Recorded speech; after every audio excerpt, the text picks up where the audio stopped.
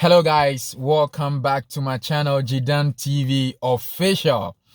Today we are going to be discussing a very critical topic. One of the things I've realized is that getting an admission to some institutions in Canada is not too difficult. Okay, so I personally know of a lot of people who have successfully gained admission to Canadian universities and colleges, but they require a visa to be able to travel. And when they apply for the visa, some way, somehow, they end up getting refused. They don't get a visa. Their visa application gets rejected.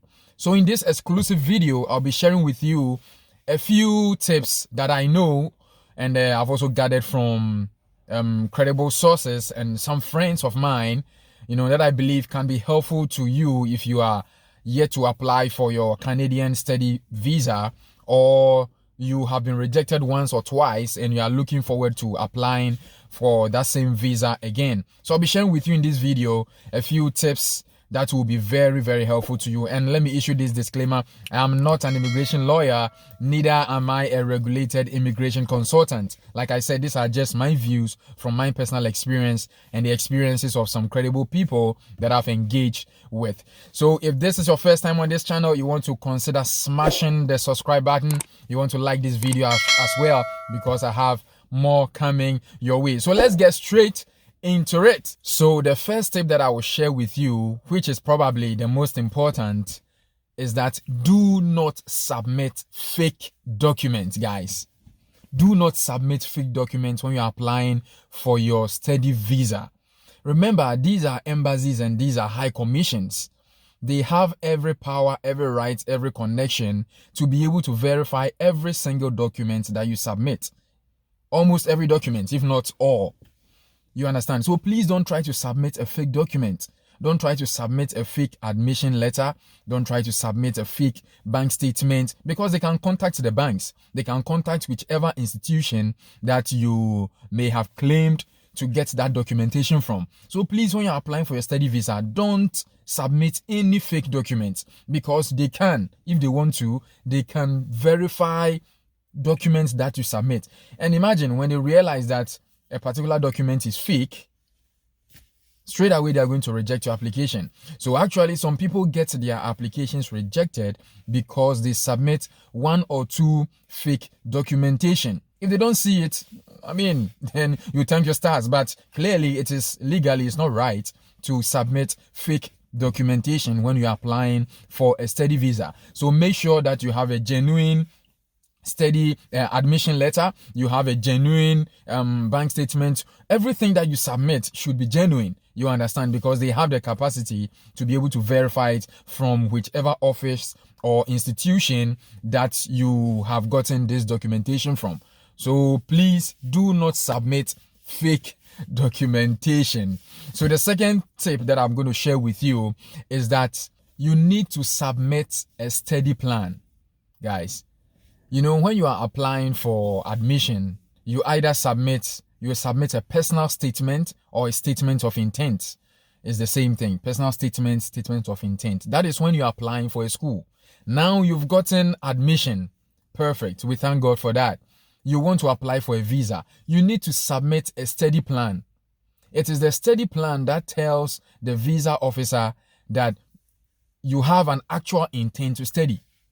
You understand? So you need to submit a study plan. That study plan should clearly outline how you intend to go about your studies, how you intend to fund it, what are your long-term and short-term goals. It is your study plan that is going to give, the visa officer or whoever will be reviewing your application a clear idea on your plan for the study. You understand? So it's very important. A lot of people don't submit that document. You need to submit a study plan. If you want to know how to write a good study plan, please go online, Google, YouTube. Other good YouTubers have done videos on that you can watch. I'm here to do a video on a study plan, so watch out for that. So make sure you submit a study plan that clearly defines your studies, your long and short-term goals, how you intend to fund it, your plans after your study. You need to outline all these things. So when a visa officer picks your file and then reviews it, they can clearly see that this gentleman knows what he's talking about. And it gives a very good impression. So some people actually get their visa applications, have their visa application rejected because they don't submit a study plan. So please ensure that you add a study plan to your visa application. The third thing that I will share with you is that please make sure that you submit the right forms. It's very important. For Canada, and I believe for most countries as well, when you are applying, there are specific forms for specific things. Okay, and in Canada, it mostly starts with IMM, which I believe is immigration. IMM maybe 5231, IMM maybe 2978, IMM 3169, something. People have gotten their applications rejected because they submitted a wrong form.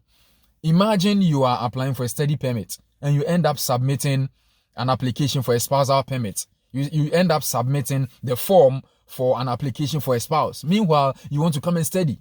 Obviously, when the visa officer sees this, he doesn't have adequate information at hand to be able to make a decision on your application. So they are going to reject it. So make sure when you're applying, you submit the right form. And what some people also do is that they download the right form, all right, they fill it, but when they are about to upload it onto the IRCC portal, they submit or they upload a wrong document. So please make sure you download the right form that you need to fill out. Fill it out very, very well. And when you are uploading, double and triple check that it is the form that you are uploading in the right field. Guys, this is critical. So please make sure that you are submitting the right form in the right upload section. If not, if you are supposed to submit a supplementary document and you end up submitting a passport picture, obviously the visa officer may not have all the adequate information to be able to process, finalize, and approve your visa. So a lot of people have had issues with immigration where the applications have been rejected because they submitted the wrong documents in the right field.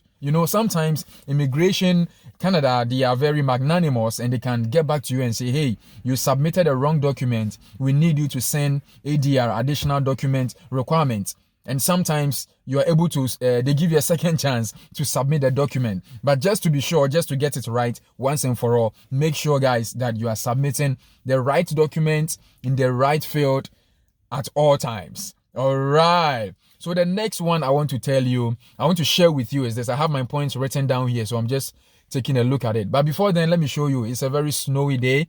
Let me try. Yeah, this is where, as you can see, there's snow all over the place. So I'm just shooting from my car today. It's actually my first time I'm shooting from, my car. Yeah. So there you go. Back to the video. So like I was saying, the next step that I want to share with you is that, guys, you need to, finance is very important when it comes to a study permit. You need to be able to demonstrate that you can actually pay your fees.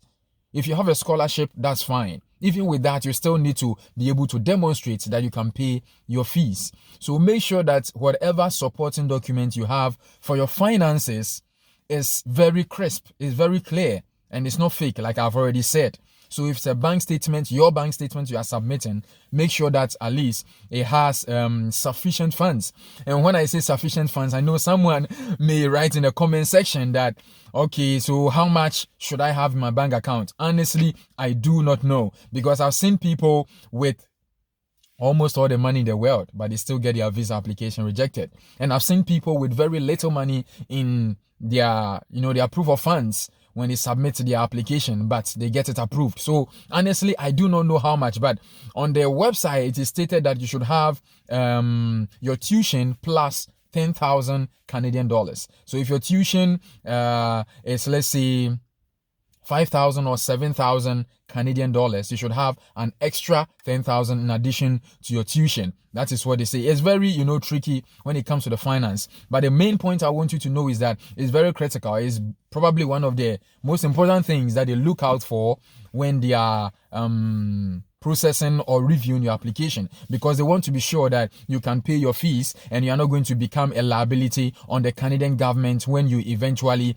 get your visa. So please make sure that finances, when you demonstrate your finances, you demonstrate enough financial proof, enough financial evidence. Some people even go to the extent of adding documents of properties. They have cars, they have lands, they add all of these things, and then as a way of strengthening their application. And hey, if you feel like it, add it, because another thing I also want to add, which is also another tip, is that do not submit scanty documents.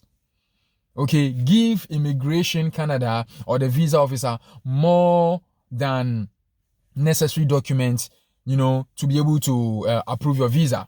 Okay, it does not mean you should submit irrelevant documents, but every document that you think that is relevant to your study visa application, or even whichever application you are doing, it can be spousal whatsoever, make sure you submit relevant documents. If the document that you have, you think is going to support your case, because remember, in Canada, you don't go for a visa interview like the US. So all you have are the document that you submit. Is a documents that speak for you. So make sure that the documents you are submitting, you are not submitting very few documents such that the visa officer will not have enough information to be able to process your application.